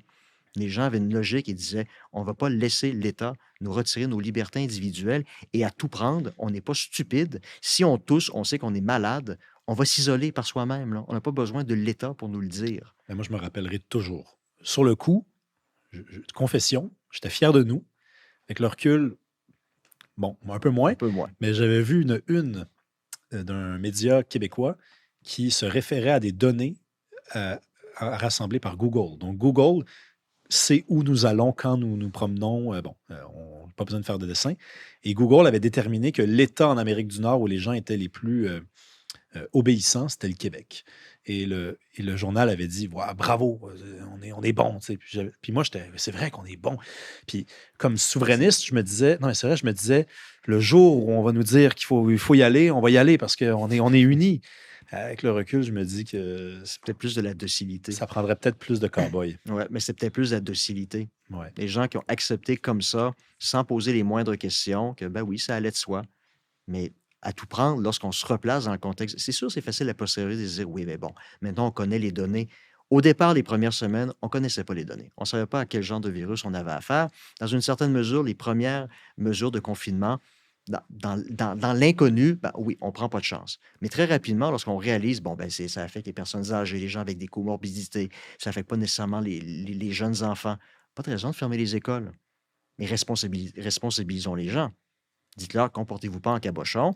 Grand-papa, grand-maman qui a 90 ans, qui fait de l'asthme, si vous pensez avoir le virus, ou vous avez été exposé à des gens qui ont le virus, c'est peut-être pas une bonne idée d'aller les voir. Ou si vous allez les voir, ouvrez les fenêtres, allez les voir à l'extérieur. Mais empêchez-vous pas de vivre à cause de ce qui était essentiellement une grippe. En fait, ce qui est devenu la grippe saisonnière maintenant. C'est pour ça, a posteriori, oui, je pense qu'il n'y a pas de quoi être fier, malheureusement. Mais j'espère que ça peut servir de leçon, je l'espère.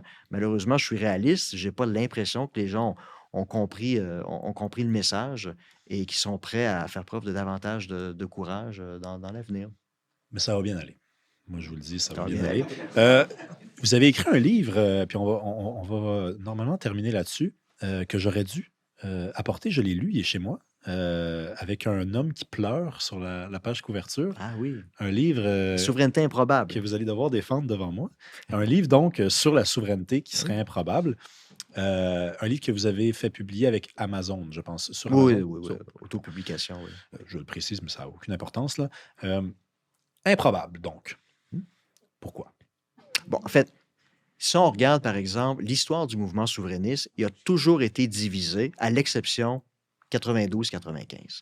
Parce qu'auparavant, c'est Françoise David, Gilles Duceppe dans les années 80, vous aviez une gauche radicale qui était indépendantiste, mais qui voyait le projet indépendantiste pas comme une fin en soi, mais comme un moyen pour réaliser leur projet de révolution sociale. Donc, dans les années 80, le référendum de 80, ces gens-là n'ont pas voté pour le oui, parce que, comme on dit en bon québécois, ça ne fitait pas dans leur projet politique. Pendant la seule période 92-95, vous avez eu une union de toutes les forces souverainistes, puis ça a mené au résultat qu'on connaît Plus près de la victoire qu'en 80. exactement. Et puis, par la suite, cette gauche-là s'est à nouveau dissociée du mouvement indépendantiste. Et maintenant, c'est Québec solidaire qui se dit sur papier indépendantiste, alors que dans les faits, plus de la moitié des électeurs de Québec solidaire sont en fait fédéralistes. Et l'autre moitié, c'est des souverainistes, mais qui voient le projet comme étant un moyen en vue de réaliser leur révolution sociale. Donc, dans un contexte comme celui-là, si les forces souverainistes ne sont pas unies, je ne vois pas comment une éventuelle une campagne référendaire pourrait mener à un succès pour le oui. L'autre problème que je vois dans le nationalisme québécois, encore une fois, c'est mon autre filtre culturel kazakh des 10 dernières années. Ce que je reproche au nationalisme québécois, je le trouve trop fermé sur lui-même. Je comprends que la menace de l'anglais est une menace, mais moi, je vis dans une société où la menace du russe est une menace pour la société kazakh, qui a historiquement été des tentatives d'assimilation par l'Empire russe et par l'Union soviétique. Les gens n'avaient pas le droit de parler leur langue.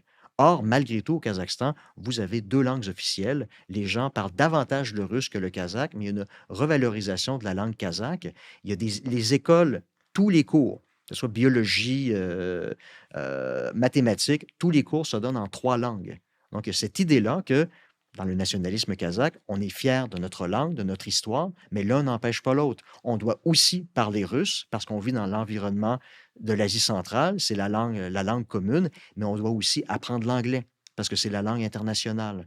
Donc, dans ce nationalisme-là, très fier de ses racines, de sa culture, de sa langue, ne s'empêche pas de promouvoir un message d'ouverture et d'importance d'apprendre d'autres langues.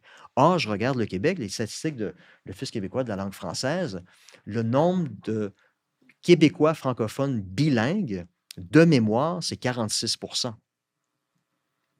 46 de gens québécois qui sont bilingues, qui peuvent s'exprimer en anglais. Et je trouve ça extrêmement dommageable parce que si vous ne parlez pas l'anglais, vous êtes contraint à rester ce que les gens de Québec appellent le dôme. Et ça, cette forme de nationalisme-là, je trouve ça liberticide. Et c'est la raison pour laquelle je me dis, si un jour le Québec devient indépendant, avec cette forme de nationalisme-là, je ne pense pas que ça va être à l'avantage des Québécois. Ça va favoriser leur liberté. Moi, je serais Moi, par exemple, mes enfants, ils ont grandi, leur langue maternelle, c'est le russe, et je les envoie à l'école française. Ça me coûte la peau des fesses pour les envoyer à l'école française. J'en ai trois. Pourquoi? Parce que je juge ça fondamental, qu'elles parlent de multiples langues, qu'elles aient accès à différents filtres d'interprétation qui vont leur permettre, lorsqu'elles vont devenir adultes, de pouvoir être plus libres. Pour moi, c'est ça, le nationalisme, un nationalisme qui est favorable à la liberté individuelle. C'est un nationalisme ouvert de cette façon-là. Malheureusement, je regarde le nationalisme au Québec, je le trouve trop fermé, un nationalisme trop de survivance qui a pour conséquence d'empêcher les individus, un jour, lorsqu'ils vont devenir plus grands, de pouvoir exprimer, vivre leur liberté individuelle. Je, je trouve que la comparaison marche pas parce que le Kazakhstan est un pays, le Québec n'en est pas Mhm. un. Donc, vous comparez le nationalisme des Kazakhs qui ont déjà un pays à celui des Québécois qui n'en ont pas. Deuxièmement, le Québec est entouré d'États anglophones. Le Kazakhstan Mhm. n'est pas entouré d'États russes. Il y a la Russie, mais il y a aussi des pays indépendants autour de lui où le russe reste la langue commune. Ouais, mais enfin, je comprends que l'exemple que vous avez choisi vous permet de dire ce que vous dites, mais je pense que déjà dans la base de la comparaison, ça ne marche pas parce que le Québec n'est pas un pays. Donc, ce qui anime les nationalistes québécois est forcément, peut-être trop, hein, peut-être de façon exagérée, mais c'est sûr que c'est fondé sur une défense et non Oui. pas sur une valorisation sans possibilité enfin, sans que personne nous tire le chandail en arrière. Le Québec n'est pas un pays.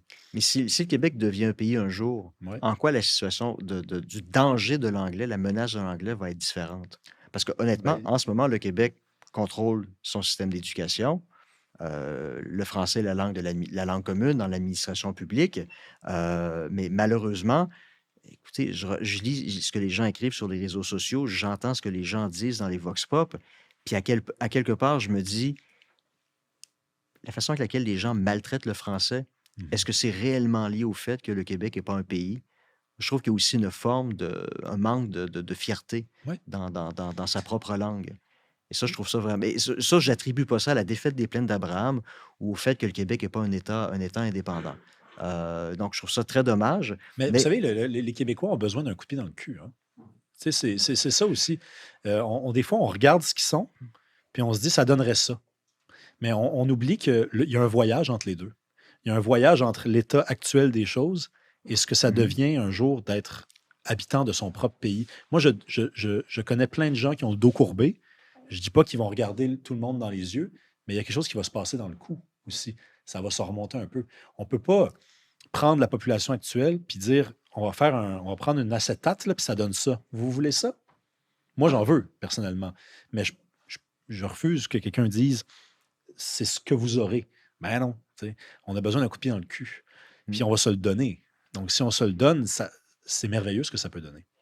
ça peut l'être, mais est-ce que les gens sont prêts à se donner un coup de pied dans le Ah, mais cul ça, en ce c'est une autre moment? question, ça. Et Ça, moi, ça leur appartient. c'est ça. Mais encore une fois, je vois la façon avec laquelle les gens se comportent, démontrent leur fierté à l'égard du français. Je suis un petit peu dubitatif. Hmm. Moi, j'ai pas besoin que l'État me dise c'est important que tu envoies tes enfants à l'école française, qu'ils apprennent aussi l'anglais, le russe, le kazakh ou d'autres langues. Ça va de soi. Et je trouve que pour le Québec, pour que le nationalisme québécois puisse être, entre guillemets, digne d'avoir son propre pays, devrait montrer une forme de nationalisme beaucoup plus ouvert sur le monde, beaucoup plus favorable à l'expression de la liberté individuelle des gens. Moi, lorsque je regarde la situation actuelle, je me dis que, en réalité, le projet souverainiste, c'est la réalisation du pays à tout prix, au prix, peut-être, de primer l'expression de la liberté individuelle des Québécois. Parce qu'il y a la menace de l'anglais, puis on doit faire attention, on doit se complaire dans la langue française, vivre encore une fois, sous le dôme. Et ça, je trouve ça extrêmement dommageable. Mais Je serais connaissez-vous beaucoup. une société, c'est pas une pique, là, mais ou une question, enfin, connaissez-vous une société, parce que le Kazakhstan, comme je vous dis, C'est un pays, oui. c'est ça, mais donc Oui, une société qui est mue par un grand mouvement indépendantiste, peut-être que là, en ce moment, vous me direz que 30 c'est pas beaucoup, là, mais il y a quand même une tradition intellectuelle ici, et qui agit mieux que nous. Et là, En termes de valorisation de différentes langues, ouais, par exemple, exactement, ouais, ou ben, d'ouverture à l'autre. par exemple, les Flamands, les gens de la Frise dans les Pays-Bas, ils parlent leur langue nationale, mais ce qui ne les empêche pas non plus de parler l'anglais, le français et d'autres Puis langues. ils sont pas critiques des autres langues autour d'eux, ils sont pas inquiets de les voir peut-être les supplanter. Puis il y a un mouvement souverainiste aussi fort qu'au Québec. Peut-être pas aussi fort. En Flandre, oui, c'est difficile à évaluer, mais oui, en Flandre, je dirais qu'il y a au moins 30 des Flamands qui sont souverainistes. Dans la Frise, c'est un petit peu différent parce que c'est vraiment une société beaucoup plus minoritaire en termes quantitatifs, en termes démographiques. Mais dans ces sociétés-là, très minoritaires, les gens sont fiers de leur langue, ils la parlent bien, ils l'écrivent bien, ce qui ne les empêche pas d'apprendre d'autres langues et de pouvoir être libre, se déplacer partout à l'intérieur de l'Union européenne. Moi, c'est ça, le nationalisme tel qu'il devrait être, c'est ça. C'est un nationalisme au service de l'expression de la liberté individuelle des gens. Pas un nationalisme fermé de survivance qui voit le reste du monde comme une espèce de menace. Et si c'est comme ça que le mouvement souverainiste si c'est l'objectif du mouvement souverainiste de vendre son projet de cette façon-là, moi, j'ai extrêmement de la difficulté à embarquer dans un projet comme celui-là, parce que c'est pas ma conception du nationalisme. Dans le livre que vous avez écrit, là, peut-être que je me mélange, là, mais il y a aussi la question de la nécessité de s'allier avec la droite aussi. C'est mentionné, ça. Oui, c'est ça. Ben, en fait, ma conception du nationalisme, je pense que pour ce qu'on appelle la droite de Québec, c'est un peu ça aussi. La société doit être au service de l'individu, lui permettre de s'exprimer librement et non l'inverse. Puis je pense qu'il y a beaucoup de gens de cette droite-là de Québec qui considèrent que le mouvement souverainiste a tendance à assujettir l'individu et ses intérêts aux intérêts supérieurs de la nation. Et je pense que dans un contexte comme celui-là, si le mouvement souverainiste n'est pas prêt à revoir son approche, ben, il va toujours lui manquer un 10 chez les francophones qui va faire la différence au moment du référendum. Et la critique que j'entends souvent, que je n'endosse pas totalement, même si je trouve quand même qu'elle a du vrai. Qu'est-ce que je mets des conditions à l'indépendance, c'est ça? Non, c'est Non, pas OK. ça. Non, non, non. Ça, c'est un peu. Ça a déjà été utilisé, Ouais. surutilisé. Non, mais en fait, souvent, ce qu'on reproche vous avez appelé ça la droite de Québec. Moi, je trouve qu'il n'y a rien d'injurieux dans cette formule-là, là. Ce qu'on reproche souvent à la droite de Québec, du point de vue souverainiste, c'est de dire oui, mais donc, vous allez choisir le Canada. S'il y a un référendum, puis que vous dites, ah, les Québec, les nationalistes, mais je les trosse pas, ils me parlent rien que de droits collectifs, ils me parlent rien que de menaces, ils me parlent jamais de droits individuels. Bon, je vais aller voter quand même, je ne resterai pas mon cul assis chez nous. Ceux qui vont voter non vont choisir le Canada, qui, sur tous les plans qu'on vient de mentionner, n'est pas exactement exemplaire non plus. Donc, ce qu'on dit souvent, ce que j'entends souvent, c'est vous allez, s'il vous plaît, ce que vous allez choisir, c'est autre chose qui est aussi pire que ce qui vous est proposé. Mais en plus, cette autre chose-là, c'est un autre. Ça veut dire que c'est le Canada, c'est même pas le Québec. Donc, c'est là que dans le discours souverainiste, il y a quelque chose de planté dans la mesure où on dit à ces gens-là, finalement, ils sont pas fiers, tu sais, puis ils sont pas ci, puis ils sont Ouais, pas ça. ben, c'est se tirer dans le pied, hein? Non, mais vous le comprenez quand même. Ah oui, non, je comprends. Moi, je comprends. Je vais vous céder tout de suite que c'est se tirer dans le pied.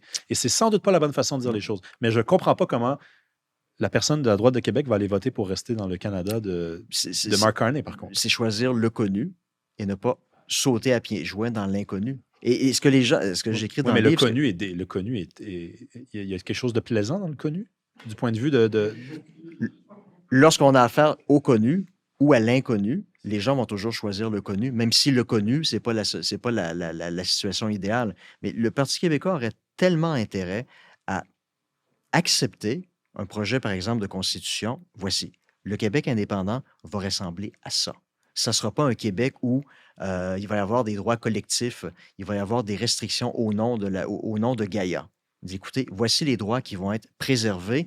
Voici comment la société québécoise, les institutions, la Constitution vont être organisées. Donc, si par exemple il y a une pandémie, voici quelle va être l'application de la loi sur les mesures d'urgence. Voici la place qu'on va accorder aux régions, par exemple, la décentralisation. Si le Parti québécois est en mesure de faire la preuve que le projet souverainiste pourrait être un projet non seulement d'émancipation collective, mais un projet d'émancipation individuelle, là, vous auriez la droite de Québec. Et là, on se rapprocherait du 50 plus 1. Mais le problème avec une approche comme celle-là, vous auriez les gens de Québec solidaire qui diraient « Ah ben non, nous, ce qu'on veut, c'est un projet avec des droits collectifs où Gaïa va avoir plus de droits que les individus. Et si vous avez un projet qui est trop néolibéral, trop libéral, on n'embarque pas dedans. » Ben, le Parti québécois va perdre un 5 à 10 de cet électorat-là aussi. Donc, c'est damn if you do, damn if you don't. Mais c'est pour ça que vous dites que c'est improbable, parce qu'il y a, en partie, en tout cas, c'est parce que en choisissant l'un ou l'autre, on perd l'un ou l'autre. C'est ça. On perd l'un ou l'autre. Il n'y a pas de voie de passage, à votre avis? Une énorme crise constitutionnelle comme celle de Meach et Charlottetown. Qui avait encore une fois à l'époque le seul moment où la gauche radicale s'était ralliée au Parti québécois. Et tout de suite après, Françoise David, la marche du pain et des roses, encore une fois, c'était « Ah, le Parti québécois trahit les travailleurs » avec son projet de déficit zéro. Et c'est comme ça que Québec solidaire a été créé, l'Union des forces progressistes, ensuite Québec solidaire. Ces gens-là en ont contre le Parti québécois et ne s'associeront jamais au Parti québécois, à l'exception d'une grande crise constitutionnelle où là, il y aurait vraiment un grand rassemblement autour de la survie de la nation. Mais si ce n'est pas le cas, pour moi, la souveraineté va demeurer improbable pour les raisons qu'on a évoquées.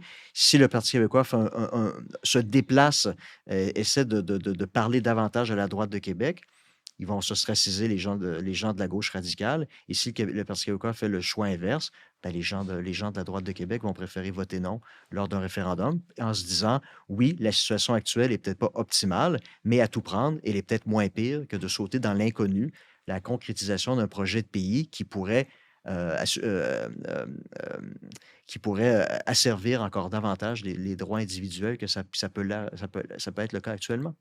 On a beaucoup voyagé. Russie, Ukraine, Iran. On atterrit au Québec Retour au Québec, oui. en espérant que vous soyez parmi nous une autre fois bientôt, que vous reveniez nous voir. Merci beaucoup, Merci. Jean-François Caron. Merci à vous d'avoir été là.